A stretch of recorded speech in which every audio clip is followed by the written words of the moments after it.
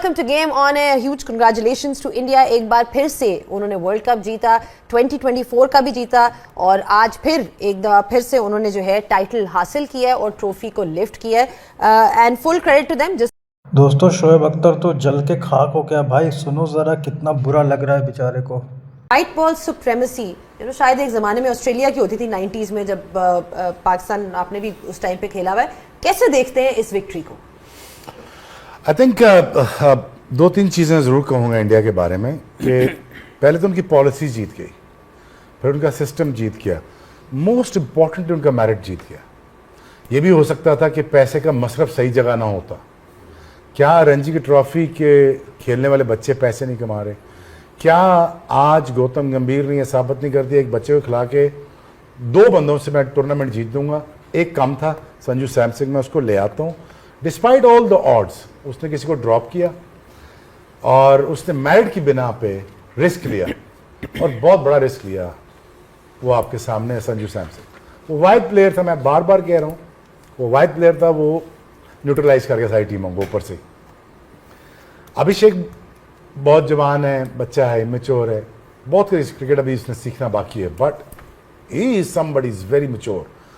आज उनकी पॉलिसी जीती, उनका मेरिट जीता और आज उन्होंने ये बताया कि हम ठीक जगह सोचते हैं, हम ठीक तरीके से सोचते हैं, हम ठीक बंदे को चांस देते हैं, हम कोशिश करते हैं कि ठीक बंदा ऊपर आके खेल जाए. 15 खिलाड़ी सेलेक्ट होते हैं, बहुत सारे ड्रॉप होते हैं, इसमें लेजेंड्स ऑफ द गेम है रोहित शर्मा और Virat Kohli. They say goodbye to them and now they've gone on to win the World Cup. They are a part of the winning World Cup squad. एक कैप्टन है, एक legend है, लेकिन they look the other way और आज उन्होंने prove कर दिया. और मेरा ये ख्याल है कि आई थिंक जिस स्पीड से वो जा रहे हैं और जिस तरह वो पैसा खर्च कर रहे हैं अपने सिस्टम्स के ऊपर, ग्राउंड्स के ऊपर, पॉलिसीज़ के ऊपर, अपनी उनके लैब्स देख लें, उनके बायोमैकेनिक लैब्स देख लें, उनके ट्रेनिंग सेंटर्स देख लें, उनकी मशीनें देख लें, उनका इंजेक्शन ऑफ द मनी देख, जितना वो पैसा बनाते उतना इंजेक्ट कर रहे हैं. और आखिर में क्या खूबसूरती से साथ वो इज्जत देते हैं अपने बड़ों को, क्या खूबसूरती के साथ अपने तीनों कप्तानों को बुलाया हुआ है. आज वो खड़े हुए हैं और आज वो सेलिब्रेट कर रहे हैं. आज as India as a unit celebrate कर रहा है. बहुत बहुत इंडिया को मुबारक हो और आपका मेरिट आपको मुबारक हो और खुशी मनाइए और जीते जाइए. और अगर 27 का भी वर्ल्ड कप आज मिलता है तो आज भी ले लिए. रिकॉर्डिंग कर लेते हैं. अच्छा हफीज़, मैं आपसे पूछता हूँ कि अभी बात की, ज़ैनब ने मेंशन किया कितने कितने टाइटल्स इंडिया ने जीते हैं एंड थ्रू मेरिट, जैसे शोएब ने कहा, एंड ऑफ कोर्स एवरीथिंग. इस टूर्नामेंट में 2-3 टीमें ऐसी थी जो फेवरेट्स काउंट हो रही थी. साउथ अफ्रीका, न्यूजीलैंड उनमें शामिल थी. तो आई थिंक अगर ओवरऑल देखें पिछले विन्स भी फाइनल्स में इंडिया के और अभी भी देखें तो I think Indian team is a big match player team, क्योंकि फिर उसके अलावा प्रोसेस और सिस्टम तो सबका, साउथ अफ्रीका भी बहुत अच्छा था, न्यूजीलैंड भी बहुत अच्छा था. आई थिंक यही डिफरेंस दिखता है कि they perform when it matters and that is on the last day. देखिए, क्रेडिट देना पड़ेगा एक माइंडसेट को, इंटेलेक्चुअल ऑनेस्टी को, क्योंकि ओवरऑल अगर इंडिया की हम जर्नी देखें तो वो जो मैंने बात की कि जब आप अपने स्टैंडर्ड्स हाई सेट करते हैं और सेट करते हैं अपने goals to win the ICC trophies, तो ये सब चीज़ें जो हैं ऑटोमेटिकली आपके साथ मिल जाती हैं, तमाम डॉट्स मिलना शुरू हो जाते हैं. अगर आप उनकी ओवरऑल ग्रोथ देखें तो 2024 का वर्ल्ड कप जीता, 2025 की आईसीसी चैंपियंस ट्रॉफी जीती, 2025 का एशिया कप जीता, 2026 का आईसीसी T20 वर्ल्ड कप जीता. तो 4 ट्रॉफीज पिछले 2 सालों में उन्होंने जीत के दिखाई और डिफरेंट कंडीशन थी. एक वेस्ट इंडीज चले गए, यूएस चले गए, वहाँ पे भी जीत के आए. तो उनके लिए ये कंडीशनल टीम नहीं है और ये रिमाइंड करवाती है ग्रेट ऑस्ट्रेलियन टीम जो 99, 2003, 2007 में अहेड ऑफ द गेम थे. बाकी सब टीमें उनको चेस करने की कोशिश करते थे और मैं पहले कह चुका हूँ कि must watch and learn from them because they made everything right for them. उनके प्लेयर्स की इंडिविजुअल ग्रोथ की बात कर लें, हर प्लेयर के अपने इंडिविजुअल गोल्स हैं जिसको वो अचीव करना चाहता है फॉर द टीम सेक. तो जो अभी संजू सैमसन के आप उसकी इंटेलेक्चुअल और ऑनेस्टी की बात करें तो जब वो इंटरव्यू देता है तो it reflects what kind of person he is. वो कहना क्या चाहता है, वो अपने पर्सनल गोल के लिए नहीं खेल रहा, वो अपने शो के लिए नहीं खेल रहा, वो टीम के गोल्ड चैंपियंस बनने के लिए खेल रहा. तो मेरा ख्याल है कि ओवरऑल हमें ये लर्न करना पड़ेगा कि क्यों कोई जीता है और ये उनके सिस्टम की जीत है. जो शोएब भाई ने बात की कि जब आप अपना सिस्टम इतना स्ट्रॉन्ग कर लेते हैं, उसको राइट वे में उसको मैनेज करते हैं, एडमिनिस्ट्रेशन देख लें, उसकी क्रिकेटिंग ग्रोथ देख लें, उनके गोल्स देख लें, तो ऑटोमेटिकली चीज़ें काम करती हैं. और बाकी तमाम चीज़ें जो आप जिन टीम्स की बात कर रहे हैं, आप साउथ अफ्रीका की बात कर रहे हैं, आप न्यूजीलैंड की बात कर रहे हैं, they playing very good cricket. लेकिन उनके गोल सेट होने में मुझे लगता है कहीं ना कहीं मसला है। इनके गोल्स बड़े क्लियर हैं कि इन्होंने सिर्फ चैंपियंस ट्रॉफीज जीतने के लिए खेलना है, उसके अलावा बायलैटरल सीरीज की कोई बात नहीं करता। तो मुझे लगता है New Zealand, South Africa, they are very good team, लेकिन वो जो हमने प्री मैच में बात की थी कि जो इंटरनेशनल ट्रॉफीज जीतने का मजा है वो, क्योंकि इस टीम ने, इंडिया ने चखा हुआ कई मरतबा, और इसमें वो प्लेयर मौजूद है जिन्होंने लास्ट ट्रॉफीज जीती हैं, तो ये इनको एज मिलता है। तो आज का ओवरऑल अगर आप खेल देखें तो ऐसा नहीं कि न्यूजीलैंड को बुरी टीम थी, लेकिन they couldn't handle the pressure once again. तो इंडिया को जितनी मुबारक दी जाए कम है, उनके सिस्टम की जितनी तारीफ की जाए कम है, और मान लेना चाहिए कि वो क्रिकेटिंग वे में वो जायंट्स ऑफ द गेम बन के इस वक्त वो नजर आ रहे हैं। नहीं, वो तो बहुत ऑब्वियस है जितनी उन्होंने ट्रॉफीज जीती हैं। अब जिस तरह हमने मेंशन किया, सकलैन मैच से पहले एक्चुअली हमने डिस्कस किया था कि पावर प्ले में फाइनल में रन्स नहीं हो रहे। We showed a few numbers, 45, 50, जितनी भी बड़ी बड़ी टीम्स आई हैं, लेकिन आज एक नया उन्होंने सॉर्ट ऑफ टोन सेट किया एट द टॉप जब उन्होंने शुरुआत की, और वो जो एक हमें पार्टनरशिप नजर आई और जो हिटिंग, जिस किस्म की हिटिंग नजर आई, I mean scoring what 92 was it 92 for no loss in 6 overs, that is actually unheard of, especially in a final। तो ये जो शुरुआत थी, इसके बारे में क्या कहेंगे कि ये कितना ज़रूरी था उनके लिए आज मैच जीतने में? देखिए, वो पास के जितने भी स्टैट्स थे उन्होंने तो उनको देखा ही नहीं ना, उन्होंने ऑन द डे देखा, दे वो इन अ प्रेजेंट मोमेंट, और पिच को देखा, एक दो गेंदें खेली, उसके बाद समझ आ गई कि ये पिच किस किस्म की है। पहले ओवर में मैट हेनरी जो है उसका गेंद लग ही नहीं रहा था कि गेंद उस तरह गिर रहा है, ये जो शॉट खेली वो बहुत ही आउटस्टैंडिंग किस्म की थी। और आज जो पहला ओवर, आई थिंक इसके बाद ग्लेन फिलिप को ओवर दिया है, उसने 1 में 5 दी, उसके बाद कैप्टन साहब भूल ही गए हैं कि उसको भी इस्तेमाल कर सकते थे। बट जिस तरीके से उन्होंने शॉट्स खेले हैं, उसके बाद जो है न्यूजीलैंड, ऑनेस्टली स्पीकिंग, जो उनकी कम से कम बॉलिंग के अंदर जो चीज़ें नज़र आ रही थी वो आज नज़र ही नहीं आ रही थी। अगर आप इन सारी शॉट्स को देखें, इसमें कुछ 6 या 7 गेंदें ऐसी हैं जो कि बाउंड्री वाली थी। तो आज जो है न्यूजीलैंड का जो माइंडसेट था, या जो इनकी इंटेंशन थी, या जो उनकी बॉडी लैंग्वेज थी, वो उस तरह की वाकई नज़र नहीं आ रही थी। और फिर हम यही बात कर रहे थे कि इतने बड़े क्राउड के अंदर आई थिंक इस जगह पे इस तरह जो है शायद ये खो जाएंगे, ऐसा लगा कि ये खो चुके थे। और जब उन्होंने देखा कि हमें अब कंट्रोल आ चुका है न्यूजीलैंड के बॉलर्स के ऊपर, फिर वो रुके नहीं। पार स्कोर की बात थी कि 190, 180 है, फाइनल है, पावर प्ले में इतना ज़्यादा नहीं कर पा रहे, पिछले जो ट्रैक रिकॉर्ड मिल रहे हैं, बट उन्होंने प्रेजेंट मोमेंट में जो पिच को, उसकी कंडीशन और न्यूजीलैंड बॉलरों की सिचुएशन और उनकी कंडीशन देखी कि ये इस वक्त बिल्कुल आमते कामते बॉलिंग कर रहे हैं, और उनको बहुत सारे बाउंड्रीज वाले गेंद भी दिए गए, मगर उन्होंने रुथलेस अप्रोच रखी, एग्रेसिव क्रिकेट खेली, और न्यूजीलैंड को कहीं पे भी एक हल्की सी भी स्निफ नहीं दी, और कंट्रोल करते करते करते जो है वो 255 तक लेके चले गए। अभी हमने एक ग्राफिक देखा, 200 समथिंग 55 रन बनाए। अगर इनका जर्नी देखें सुपर 8 से यहाँ फाइनल तक का, तो इनको एक झटका मिला था साउथ अफ्रीका के खिलाफ, 111 रन बना पाए, हार गए थे वो मैच। उसके बाद से मैं ऐसे ही देख रहा था कि उसके अगले मैच में जिम्बाब्वे को 255 मारे बैटिंग फर्स्ट, उसके बाद इन्होंने वेस्ट इंडीज को 199 चेज करते हुए, इंग्लैंड को 253 और आज 256, 1000 रन बनाए हैं इन्होंने 4 मैचेस में। I mean it just shows कि एक दिन नहीं हुआ कि सिर्फ 250 कर दिया, लगातार 4 मैचेस। देखिए, रिजिडिटी बिल्कुल नज़र नहीं आई इनके प्लान्स में। इन्होंने देखा, एक ऑब्वियसली जब कोई टीम 2 साल की प्लानिंग के बाद एक वर्ल्ड कप में उतरती है, एक बैटिंग ऑर्डर, एक 11 लेके उतरती है, तो बहुत सोच विचार करके वहाँ पर आती है। पर जैसे इनको लगा कि उस तरह की परफॉर्मेंस हमसे नहीं हो रही, इन्होंने फ़ौरन संजू सैमसन को भी उस मिक्स में इंक्लूड किया। नॉकआउट के 3 इंपॉर्टेंट मैच, जब वेस्ट इंडीज़ आता है, उसके बाद अगला इंग्लैंड का मैच आता है, और अब फाइनल आता है, तो आपके जो टॉप 3 प्लेयर्स हैं वो 200 प्लस के स्ट्राइक रेट, ऑलमोस्ट 250 के स्ट्राइक रेट पे भी जाना शुरू होते हैं। तो इन्होंने शुभमन गिल जैसे प्लेयर को, श्रेयस अय्यर जैसे प्लेयर को, केएल राहुल जैसे प्लेयर को T20 में सिलेक्ट नहीं किया।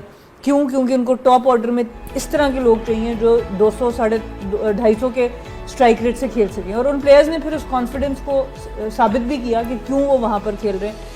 आज जैसे हम उसकी अभिषेक शर्मा की बात करते हैं, पूरा वर्ल्ड कप उनसे रन नहीं हुए, पर उन्होंने आज भी 250 के स्ट्राइक रेट से खेला। ऐसा नहीं हुआ कि उन्होंने बारी लेनी शुरू कर दी कि मुझसे रन नहीं हुए तो मैं ज़रा आसान 50 कर लूँ। संजू सैमसन की बात करें, आई थिंक इनकी तो जितनी तारीफ़ की जाए कम है। आउटस्टैंडिंग परफॉर्मेंस, आउटस्टैंडिंग स्टोरी, और जैसे हफीज़ भाई ने बात की, इंटेलेक्चुअल ऑनेस्टी की बात है, ड्रीम्स की बात है, बड़े दिल वाले प्लेयर हैं। सचिन का बता रहे थे कि कैसे उनसे सचिन तेंदुलकर से जो है वो गाइडेंस लेते रहे पिछले पूरे 1-2 महीनों में, और ख़ास तौर पे फाइनल से भी पहले। तो हम जो मेंटोरशिप की बात करते हैं, 3 मैच खेल के ये प्लेयर ऑफ द टूर्नामेंट बन जाते हैं। इम्पैक्ट इतना बड़ा था इनका वर्ल्ड कप के अंदर।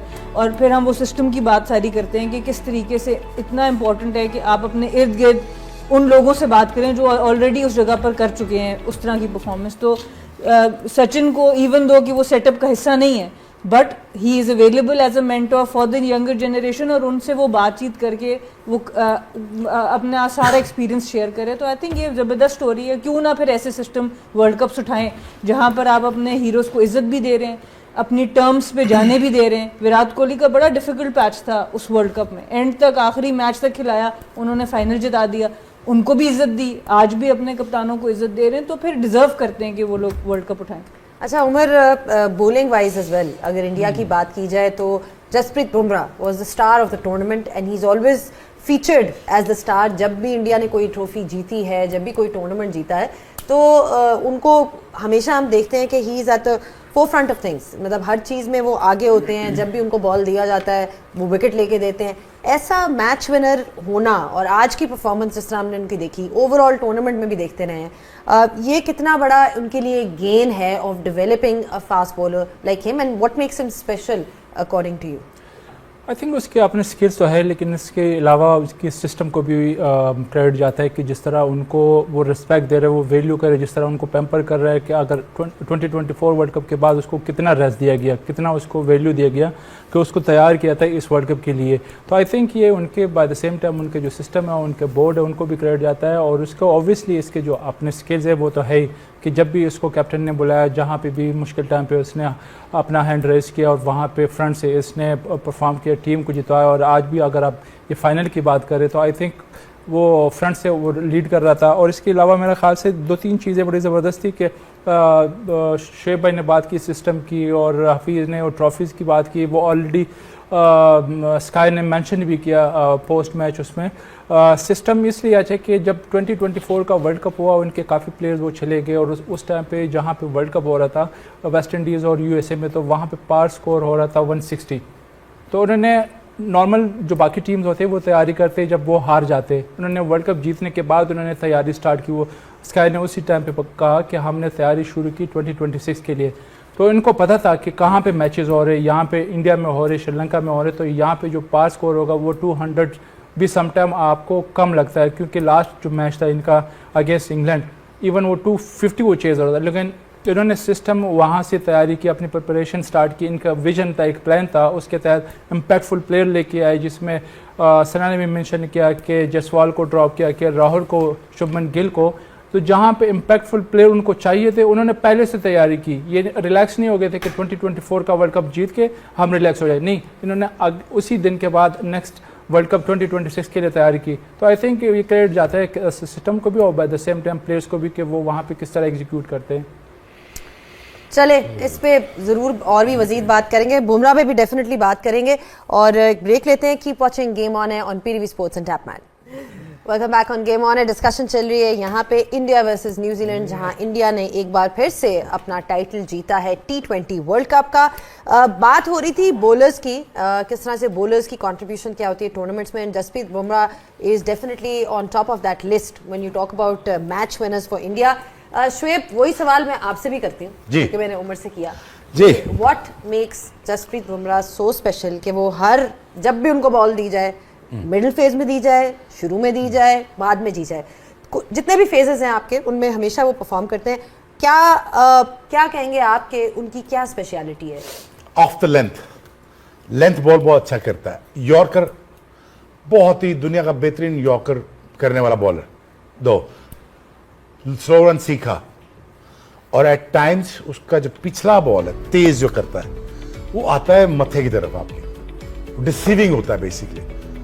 And at the same time इसकी गेम अवेयरनेस मैं आपको बताऊं वो बिल्कुल ऐसी है जैसी आई थिंक लाइक वसीम अकरम। मैंने इतना थिंकिंग फास्ट बॉलर वसीम अकरम के बाद मैंने पहला बंदा ये देखा, इतना थिंकिंग फास्ट बॉलर जो हर वक्त सोचता रहता है। प्लस अब आप मुझसे पूछें what makes him special, what makes him special, ये हर वो सिचुएशन ढूंढता है जहां पे अपना स्किल सेट शो कर सके। हर वो मुश्किल सिचुएशन ढूंढता है जहां पे मैं हाथ खड़ा करके कहूं यार मेरी स्किल सेट का इम्तिहान है, मैं इसको डिस्प्ले करता हूं। अब मैं यहां पे आपको करके दिखाऊंगा। कितना अरसा हो गया, कोई पहला टूर्नामेंट है, कोई 9 साल से ये लगातार कर रहा है। और एट द सेम टाइम अगर उसकी फिटनेस का लेवल देखा जाए, वो टेस्ट मैच में अपनी बैक तोड़वा के आ गया, लेकिन इंडिया को नीचे नहीं लगने दिया टेस्ट मैचेस में। याद आपको ऑस्ट्रेलिया में, यहां पे आ गया, किसी सिचुएशन ने कहा कि मेरी हैमस्ट्रिंग गई, मेरा काफ गया, मेरा गोडा गया, मेरी बैक उड़ जाएगी।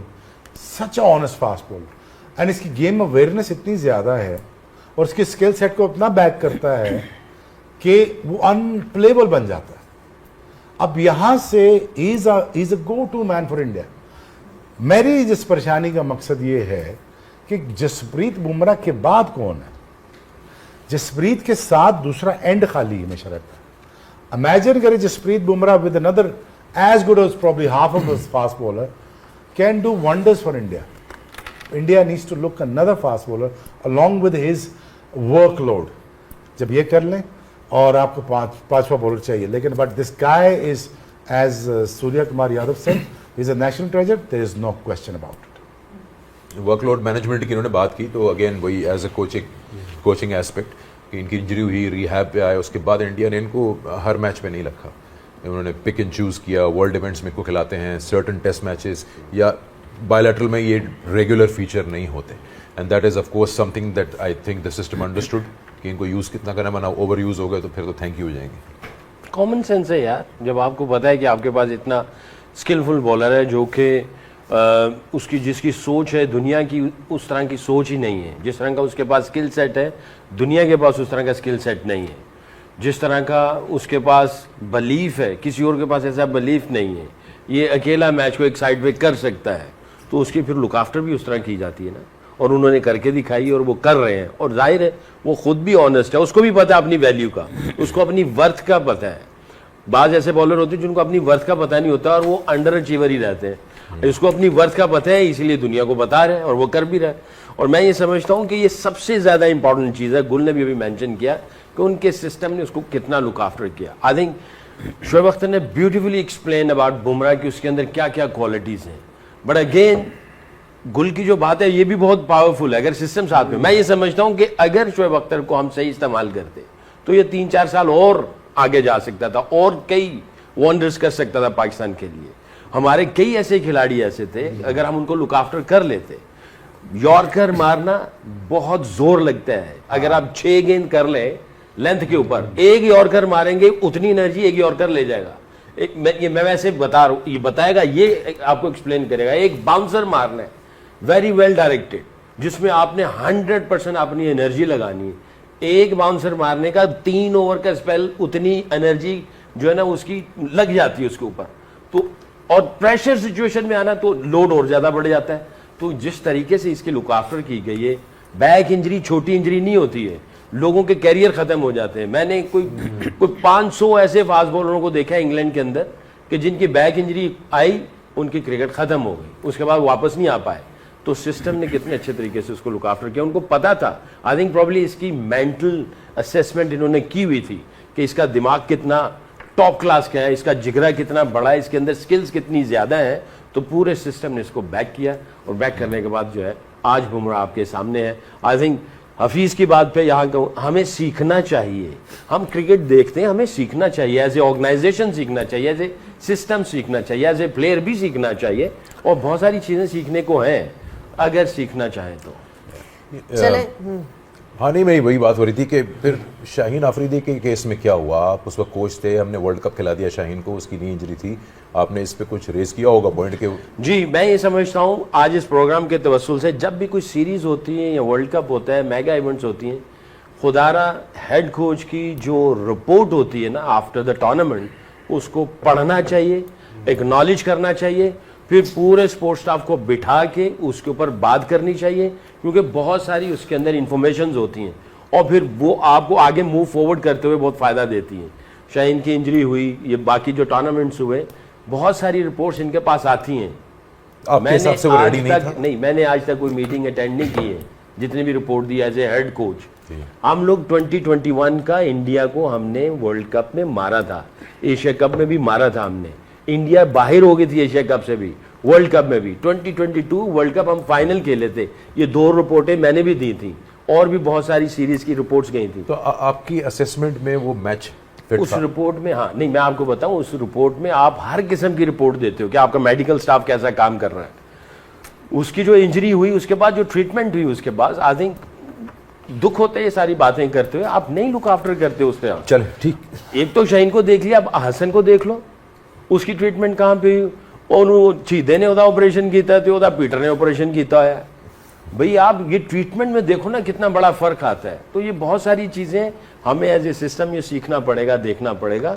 आप जाया कर देते हो आपने जो आपके जो वर्ल्ड क्लास बाद में जिन्होंने बनना है, आप उनको तबाह कर देते हो।